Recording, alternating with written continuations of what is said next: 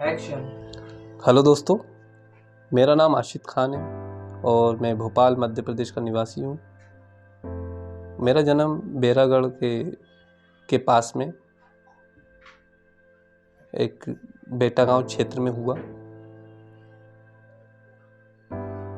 और हमारे जो फादर थे बेसिकली वो गवर्नमेंट एम्प्लॉय थे वाटर सप्लाई में, और मदर हाउसवाइफ रही।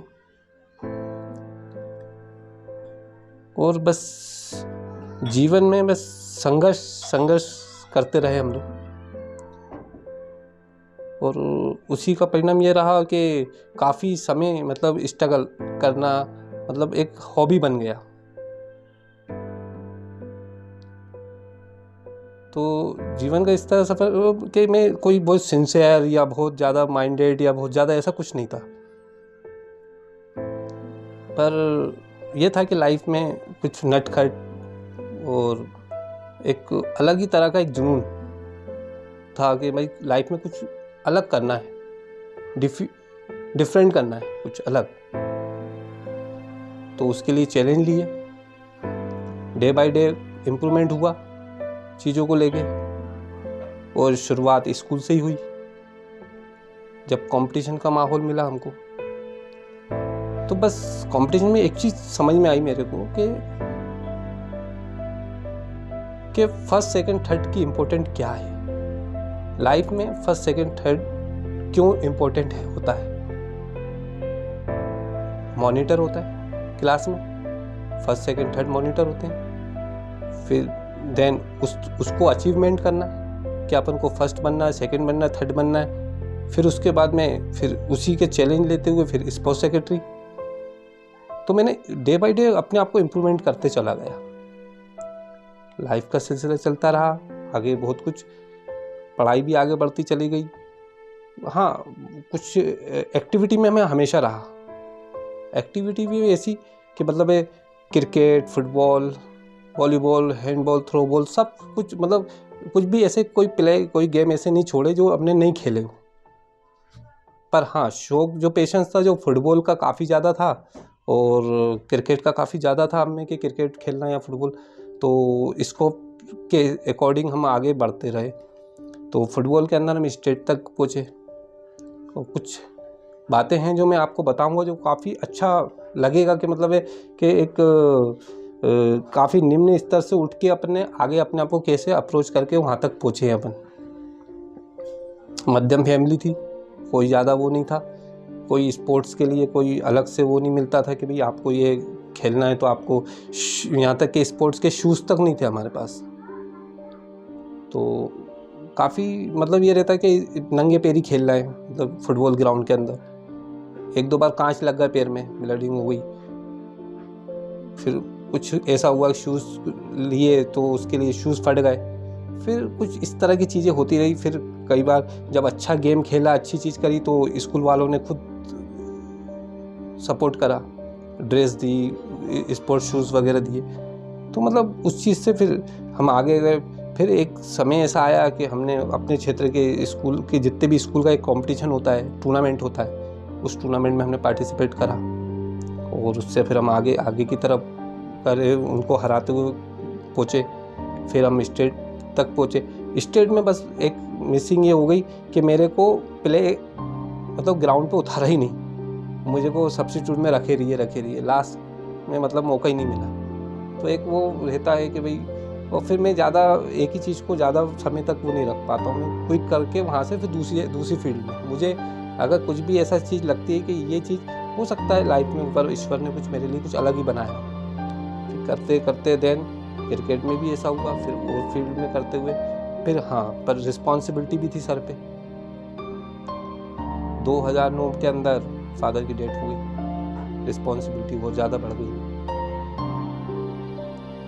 फिर मैंने कुछ इस तरह से डिसाइड करा कि भाई देखो, अब अपनी लाइफ उस तरह की नहीं है, खिलाड़ी की तरह नहीं खेल सकते ग्राउंडों में या बाकी जगह अपन कुछ नहीं कर सकते। पर हाँ, ये है कि अब डिग्निटी के साथ में अपन को आगे बढ़ना है।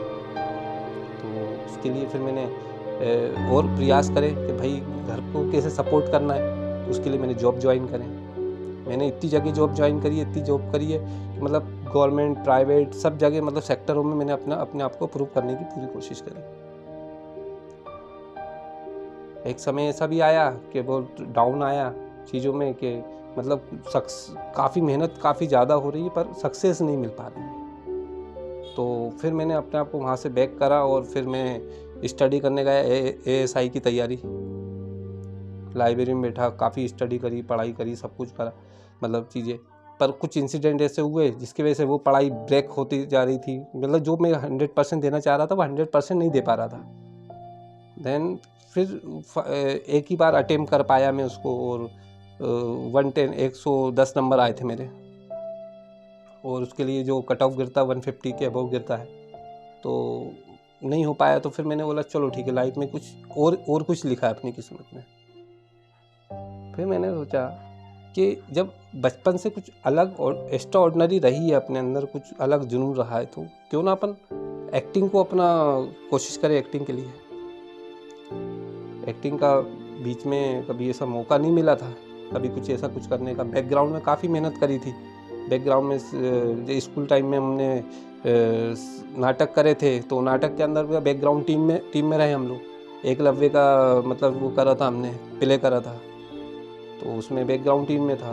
तो मेरे को इसलिए इतना वो नहीं था कि मैं आने वाले समय में इसको मैं खुद प्रोफेशन बना लूँगा या इसमें मैं वर्क करूँगा। पर जब मेरे को एक मनोज दादा है भारत भवन से, वो मेरे को ऐसे ही ग्राउंड में मिले ऐसे, तो वो बोल रहे थे आपकी पर्सनालिटी थोड़ा सा अलग है, डिफरेंट है, आपको एक्टिंग में ट्राई करना चाहिए।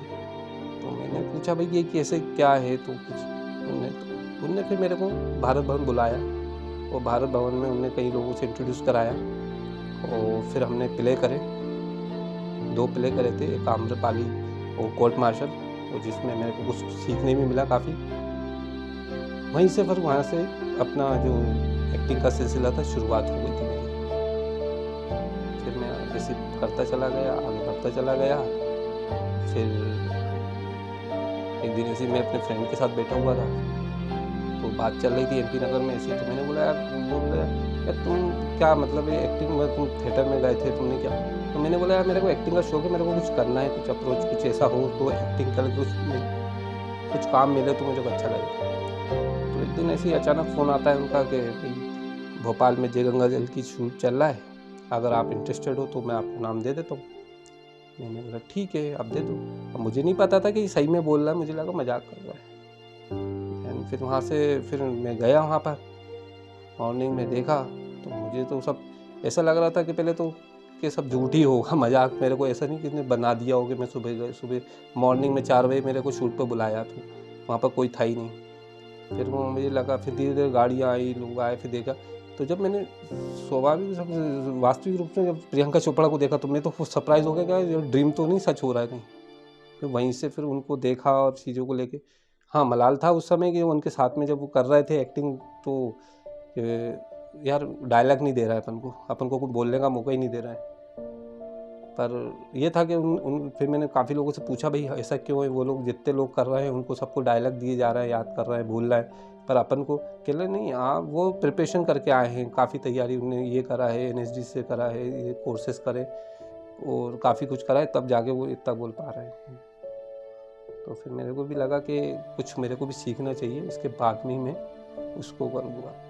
बस जब से जिम्मेदारी उठाई, करते इस तरह की चीज़ें हुई। एक डायरेक्टर आए भोपाल में कि नहीं हमको फीचर फिल्म बनाना है, तो उसके लिए हम वर्क कर रहे थे काफ़ी। तो लंबा तो नहीं हो रहा है क्यों?